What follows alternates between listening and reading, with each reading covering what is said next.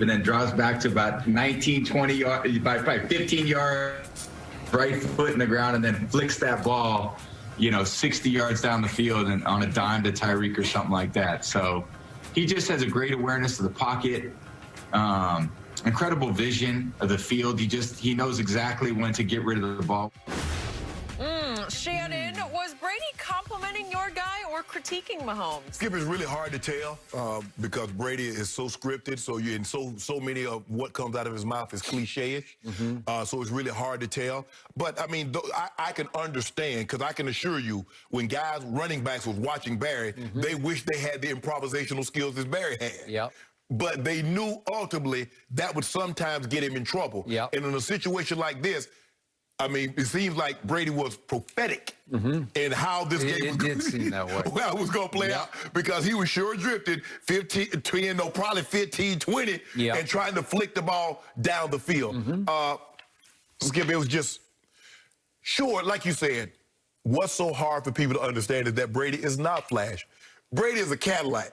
That's all Brady is. He a Cadillac, maybe an Eldorado, maybe a Seville.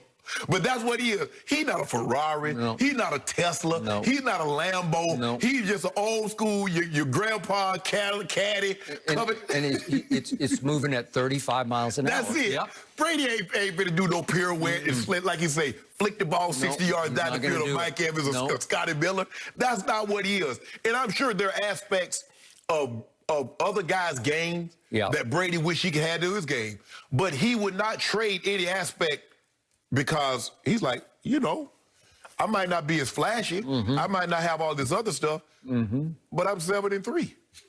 And then would you take some of that flash in order to win another Super Bowl? Yep. Would you give one of those MVPs away to win another Super Bowl? Brady says, yes, although I would like to have some of that. That's what he said. He ain't say it, but what he said, yeah, I would like to be able to do that. I'd like to be able to pirouette and, off one leg and throw it 60 yards.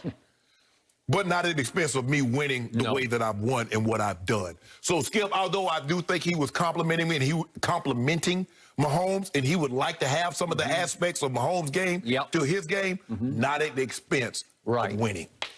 Which is why, after I rewatched this in hindsight, I believe between the lines, if you listen carefully, even though it was disguised or camouflaged in aw shucks, gee whiz, wow, I can't believe how gifted you are, there was some critiquing going on between the lines, because, as I always say, Brady is the ultimate wolf in sheep's clothing. Right.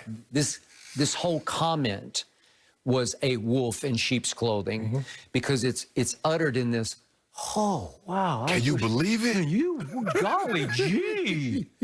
And yet, in the end, the tone feels like, but good luck. Yeah. Good luck with all that. Good luck winning. Yes. Long to big picture. Big picture. That type of style. Okay, so now we have hindsight of seeing what happened in the game. 25 times Patrick Mahomes drifted back more than 10 yards. 25 times he retreated from the line of scrimmage more than 10 yards. Well, that's unheard of. Unheard of. Okay. Do you realize Tom Brady got rid of the ball in the Super Bowl quicker than he did in any game the whole season for Tampa Bay? The whole season. You could have all of them. It was, I think, 2.24 seconds per. That was his average release time. Did he one time leave the pocket? Some of the other games this year, he would get outside the pocket occasionally. We saw him make a couple of decent throws outside the pocket. Did he leave it one time? No. Not one time. So he is right on schedule. It is pure textbook versus throw the book out the window. Okay? It's what I wrote about for FoxSports.com. It's wow versus yawn, because Brady's just a yawn. It's just hard to wrap your arms around it, because it's not all that fun to watch. He is long drive clutch, but he's not walk-off play, signature play clutch. He just keeps delivering and executing with this classic precision. And it's not that it's spectacularly unspectacular. He doesn't have the no look. Brady, if somebody ever flicked Brady's foot like that, Brady's just going to take the sack. He's not going to throw the ball like we saw Mahomes throw the ball. Brady just go, hey, you got me. You got me, because nobody would teach that. No, you don't coach it, you don't teach it. And yet he went completely over the edge into spectacular. And a couple of times he almost pulled off some spectacular plays. The one play where it got through to Tyreek, I think there was hands on the ball, but it hit him in the face mask. He wasn't quite ready for it, but it hit him in the face mask. And my God. It's just, and after a while, I told you in the second half, I thought he started to bail a little too quickly because he likes bailing. And it's what people expect him. I compare it to the Michael Vick experience in Atlanta. After a while, as Michael will tell you, I had to start kind of living up to the expectation of it. Well, he was trying to live up to pulling off the play of the year, the play of the decade. And guess what? Skip, he was looking for that one play that would spark them. Yeah. And if he could have improvised, got out of that, he almost got sacked, throw the ball 30 yards down the field, somebody take it for a touchdown, maybe that, because it's always, Skip, if you notice, it's always been a play that would spark them and get that offense going. And their offense is their defense because they need a lead so the defense can start feasting. Once Mahomes get rolling, but that never came. And if you mentioned how quickly Brady got the ball away, you see what happens when you disrupt the time. And what they did, they said, okay, we're going to rush 4.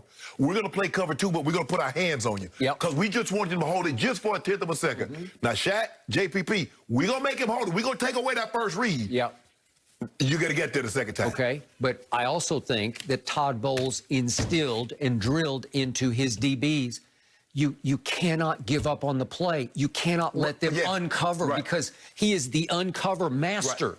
If he does, and by the way, he looks like he weighs like 235 or 40 to me, but he can move now. He has it's just supreme athletic ability. He played shortstop. He was a pitcher. Obviously, his father was a very good major league pitcher. But his ability to get outside the pocket, it's almost to my eye test eye. He doesn't look that quick until you start saying, well, wait a second. He's gone again. He's gone again. And they're having a hard time chasing him down. They're taking better angles. Like you said, they're cutting him off at the pass so he can't turn the corner. They're running him to the sideline where finally he has to just fall out of bounds and throw it. But he does have escapability to him that I didn't see at Texas Tech like that. No, I didn't see it either. I didn't really know he could run like that until last year in the playoffs. When he broke 2 of those runs. So after a while, you start to lean on it too much. You start to rely on it because in the end, what wins in this league at the highest level is pocket passing. It just does. It always has. And occasionally you'll have to get off script to make a play, but that can't be your primary bread and butter. It cannot, because Brady just showed you the recipe, the formula. At 43, I'll just stand right here, and I'm going to have to speed read because I'm going to have to pick the right guy quickly. And if I find the right guy and deliver it in 2.4 seconds, you're going to have a hard time stopping me. And that was the thing, Skip. They never got Brady off that spot. And they never rerouted his receivers. And so if you don't do that, if you let the guy, whatever he wants, his first read is Mike Evans, he's there. If Chris Godwin is his first read, he's there. If Gronk or Scotty Miller, if that's his first read, and you haven't moved him off that spot, you're not beating Tom Brady. You're not going to beat him. He can play till he's 50. If you don't do that, he will slowly but surely pick you to pieces, just as he did the other night. And if you think about it, Skip, what did Coach Belichick do to the greatest show on turf? They got physical, played cover 2 style, be able to get home on Kirk. What did we just see? Get physical, be able to get home on Patrick Mahomes. That's the recipe for any great offense. That's what the Giants were able to do to Tom. Tom understands it no matter how great you are. If somebody can get you off that spot, they got him off his spot. He didn't even have no spot because he was all over the place, Skip. I don't know where his spot was supposed to be. It was just never where he wanted it to be. So in the end, as even you have acknowledged, Brady knows and sees all. Nothing gets by him. So in that interview, that pre-Super Bowl interview, I think he was sort of foretelling what was about to happen. Like, wow, Patrick, that's amazing.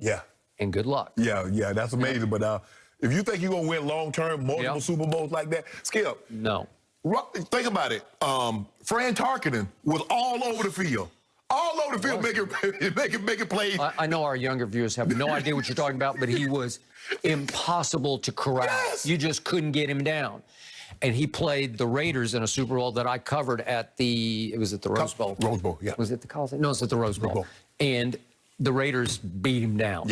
Because they were able to hem him in and keep him from hurting them. And then that was the one old man Willie Brown. Old man Willie picked him up. But they were physical. Willie Brown. That's right. But you know, that's the style they play. And so that's what you're gonna have to do. That's what you're gonna have to do with Tampa moving forward, Skip. You're gonna have to get in there, the receiver's face. And you're gonna have to get Tom Brady off that spot. If you don't move him, you're not beating him. He'll be back. He's definitely coming back. Oh, I just think it's so fascinating that whatever he says with a smile and a little of that corny Tom, you just have to